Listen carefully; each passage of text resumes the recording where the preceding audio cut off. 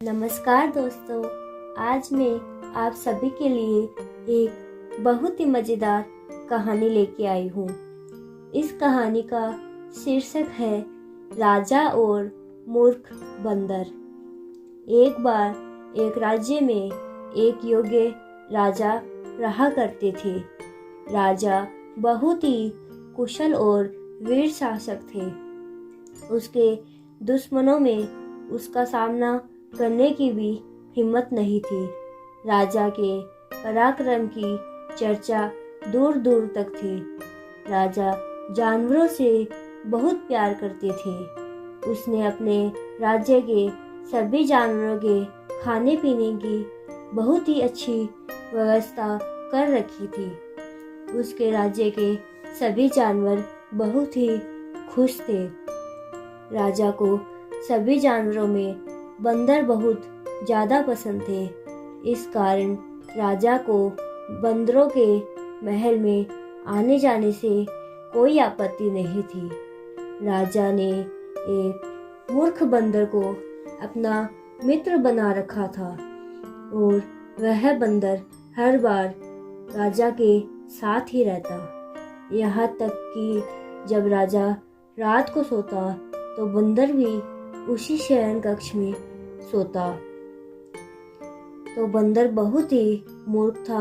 बंदर राजा के सभी जानवरों के और अपने प्रति प्यार देखकर बहुत खुश था और वह भी राजा की सेवा करना चाहता था। इसीलिए जब भी राजा रात को सोता तो बंदर राजा के हाथ पैर की मालिश कर देता। एक दिन बंदर ने सोचा कि राजा के दुश्मन बहुत ज़्यादा है और रात के समय सारे सैनिक सो जाते हैं। इसीलिए उसे रात के समय राजा की सुरक्षा करनी चाहिए। इसीलिए बंदर ने रात होते ही अपने हाथ में तलवार ली और राजा के शयन कक्ष के दरवाजे पर खड़ा हो गया और राजा की निगरानी ही करने लगा। बंदर ने देखा एक मक्खी राजा को नींद में परेशान कर रही है और बार बार कभी राजा के मुंह पर कभी नाक पर बैठ रही है। यह देखकर बंदर को बहुत गुस्सा आ गया। उसने सोचा कि मेरे प्रिय राजा को एक मक्खी कैसे तंग कर सकती है। बंदर राजा के पास आकर खड़ा हो गया और मक्खी पर नजर रखने लगा। कुछ देर में मक्खी राजा के गर्दन पर आकर बैठ गई।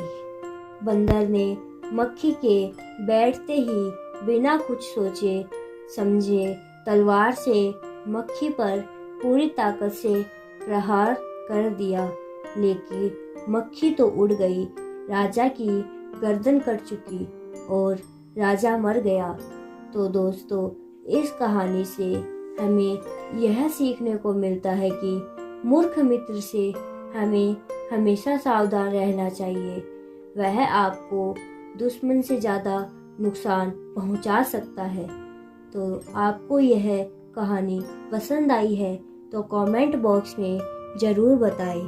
साथ ही लाइक, शेयर, सब्सक्राइब करना ना भूलें। धन्यवाद।